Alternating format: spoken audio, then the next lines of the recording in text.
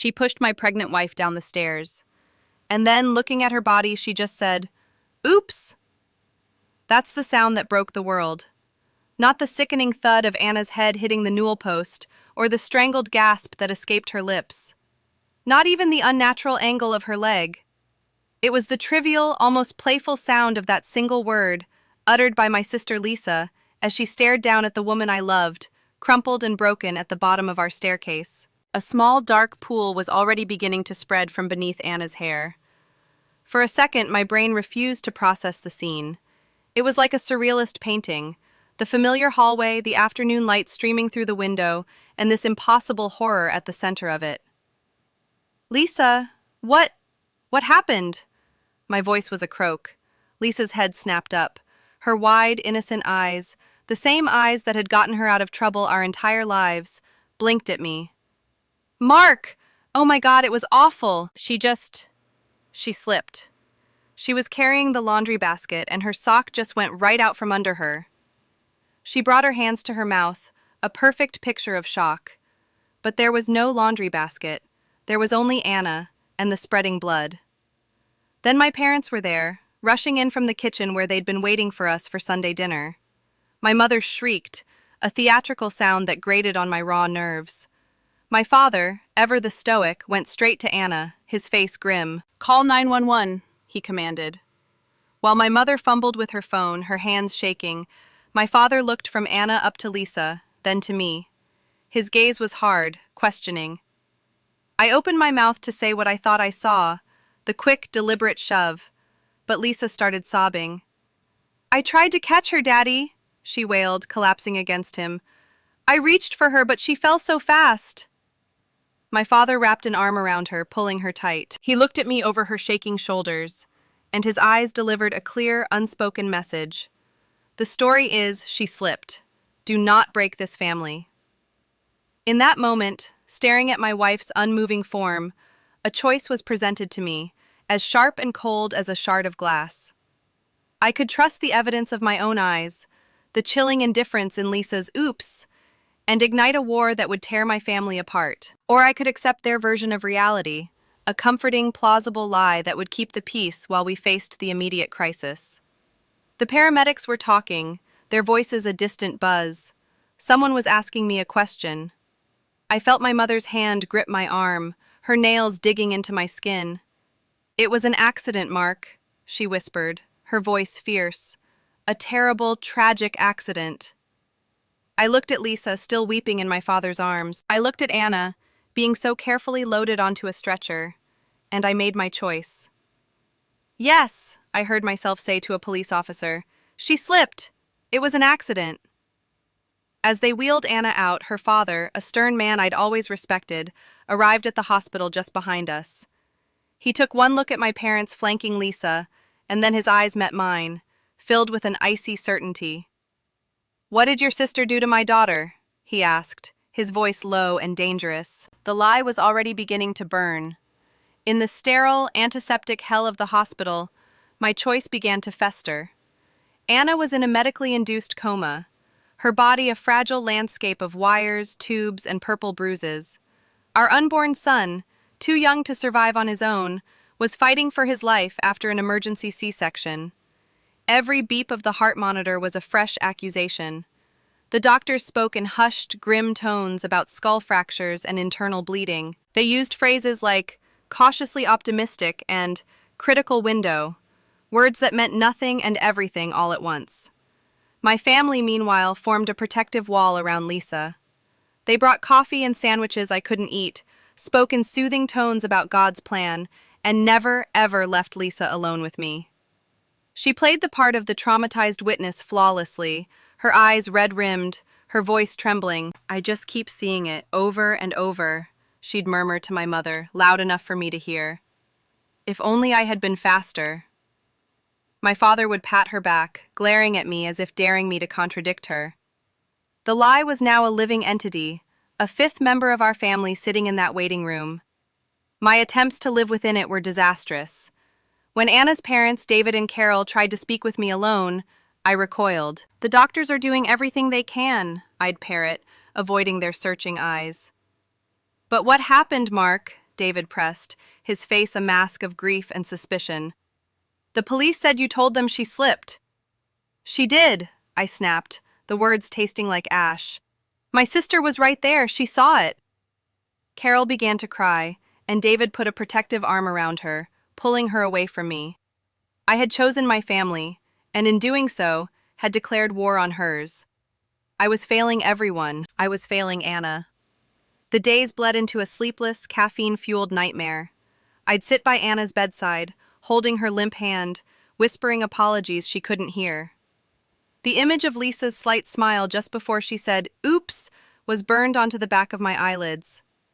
I was trapped in a spiral of my own making, defending the person I believed had just destroyed my life, all to uphold a fragile, toxic peace. The breaking point came a week later. A grim-faced neurologist cornered me in the hallway. "Mr. Collins," he began, his tone leaving no room for optimism. "We've been analyzing the impact patterns. Frankly, your wife's injuries are not entirely consistent with a simple fall forward. The primary point of impact suggests she was propelled backward with significant force." He paused, letting the words sink in. "Was there anyone else on the stairs with her?" In that moment, the floor fell away. The lie wasn't just a family secret anymore. It was a poorly constructed shield against a medical and legal reality. I was alone, cornered by the truth I had tried so hard to bury. I drove home in a daze, the neurologist's words echoing in my head. Propelled backward with significant force. The house felt cold, alien. It was no longer a home but a crime scene. I needed clothes, a toothbrush, some semblance of normalcy, but my feet carried me directly to the staircase. I ran my hand along the polished banister Anna had always held so carefully. I knelt at the bottom, where she had fallen, my fingers tracing the faint, dark stain on the hardwood that no amount of cleaning could fully erase. Something was wrong. The official story felt thin and cheap, and now the doctor had poked a hole right through it. My gaze drifted upward, scanning the hallway. And then I saw it. The smoke detector on the ceiling. My heart hammered against my ribs. 6 months ago, after a burglary down the street, I had installed a new security system. I'd told Anna about the main cameras downstairs, but I'd never mentioned the one I'd hidden inside the hallway smoke detector, wanting total coverage. In the chaos and horror, I had completely forgotten about it. With trembling hands, I pulled out my phone and opened the security app. My thumb hovered over the timeline, then scrolled back. Saturday, 2:47 p.m. I pressed play. And there it was, the truth, in cold, pitiless high definition. Anna, beautiful and heavy with our child, walking slowly toward the stairs. She reached the top, pausing to adjust her grip on the railing. From the guest room, Lisa emerged. She said something and Anna turned. Her expression was one of confusion. Then, it happened. Lisa's hands shot out, flat and hard against Anna's back. There was no stumble, no slip. It was a push. Deliberate, vicious, and final. I watched my wife's eyes widen in betrayal as she tumbled backward into the void, her body hitting each step with a sickening, silent jolt. I watched Lisa stand at the top, watching, her expression placid.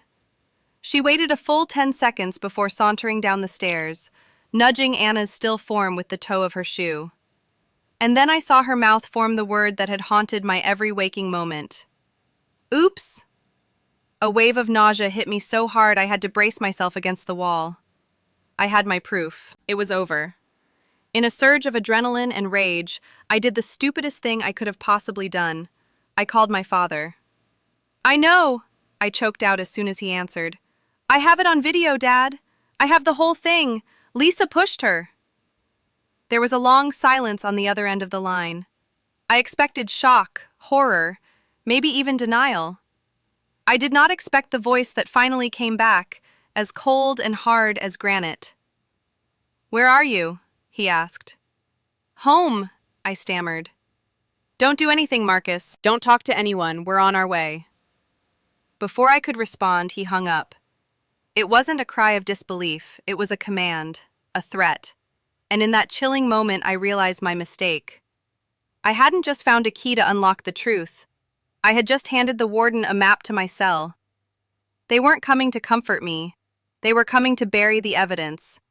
I was standing in the deepest part of the pit, and I had just told my enemies exactly where I was. I stood there in the silent house, the phone heavy in my hand.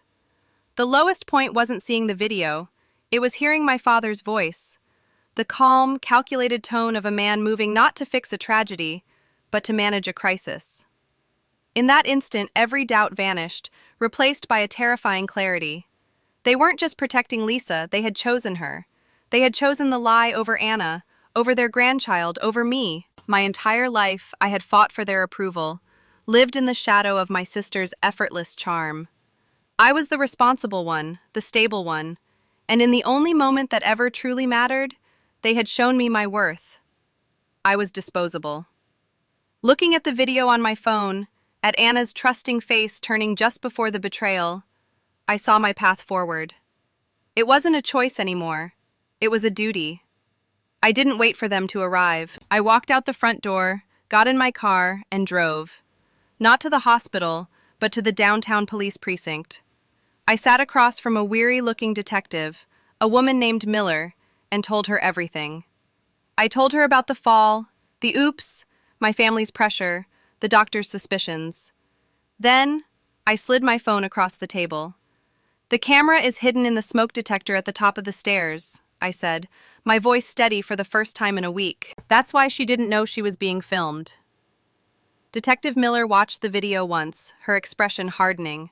She watched it a second time, then looked up at me, her eyes filled with a kind of grim understanding. "Thank you for coming in, Mr. Collins," she said. "We'll take it from here." I didn't have to be there for the arrest. The police insisted on handling it themselves. They found my parents and Lisa at the hospital, still playing their roles as the grieving family. I heard later that Lisa didn't even flinch when they cuffed her. It was my mother who screamed, my father who started shouting about lawyers. But you can't argue with a video. The trial was a formality. Lisa was sentenced to 15 years for attempted murder and assault.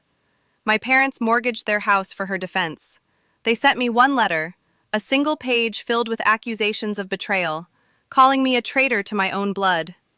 I threw it in the trash. 3 weeks later, Anna woke up. The first word she whispered was my name. The second was our son's. "He's perfect," I told her, my tears falling onto her hand. "He's a fighter, just like his mother." Her recovery was long and arduous, but we faced it together. We rebuilt our lives piece by painful piece, far from the ruins of the family I once thought was mine. Sometimes, late at night, holding our son, I think back to that moment at the bottom of the stairs. The impossible choice between family and truth. I realize now the real accident wasn't Anna's fall. The accident was that I ever believed their love was unconditional. The truth is, some families aren't a sanctuary, they're a cage. And my only real choice was to find the courage to finally break free.